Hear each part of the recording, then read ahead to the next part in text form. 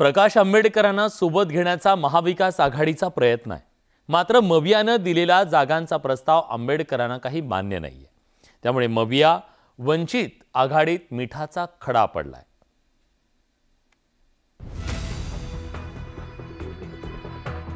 महाविकास आघाडीतील जागा वाटपाचं घोंगडं अजूनही भिजत पडलंय।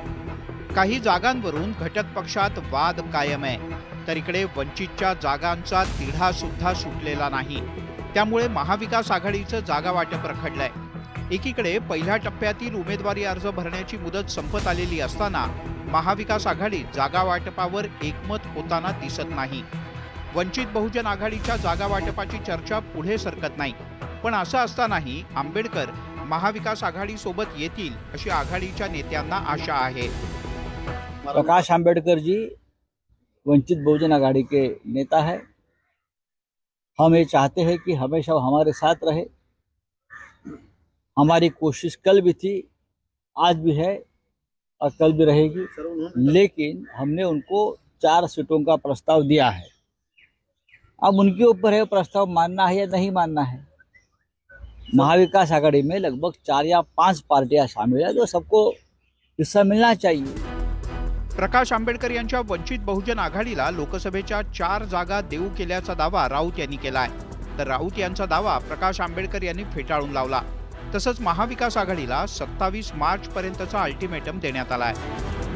फॉर्म भरणं हे ज्याचं क्रिमिनल रेकॉर्ड असतं त्याला वेळ लागतो, पण ज्याचं क्रिमिनल रेकॉर्ड नाही तो असताना 2 तासामध्ये भरतो।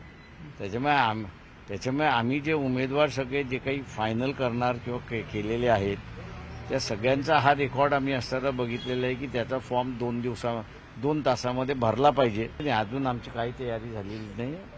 26 तारखेला आमची काय तयारी ती आम्ही जाहीर करू। नाही, मी 27 तारखेला भरणार आहे। अकोल्यातून 27तून भरणार आहे। महाविकास आघाडीनं 3 जागांचा प्रस्ताव दिल्याचा दावा आंबेडकर यांनी केलाय। खरं तर वंचित बहुजन आघाडीनं लोकसभेच्या 5 जागांची मागणी केली आहे। यातल्या 2 जागांवरून महाविकास आघाडी आणि वंचितमध्ये घासाघीस सुरू आहे। आंबेडकर यांनी महाविकास आघाडीचा प्रस्ताव मान्य करावा अशी आघाडीच्या नेत्यांची अपेक्षा आहे। स्वावलंबी आहोत, पण या महाराष्ट्रातल्या शोषित वंचित पीडित जनतेला आमच्याबरोबर घ्यावं। पण ही जनता आमच्याबरोबरच आहे आणि राहील।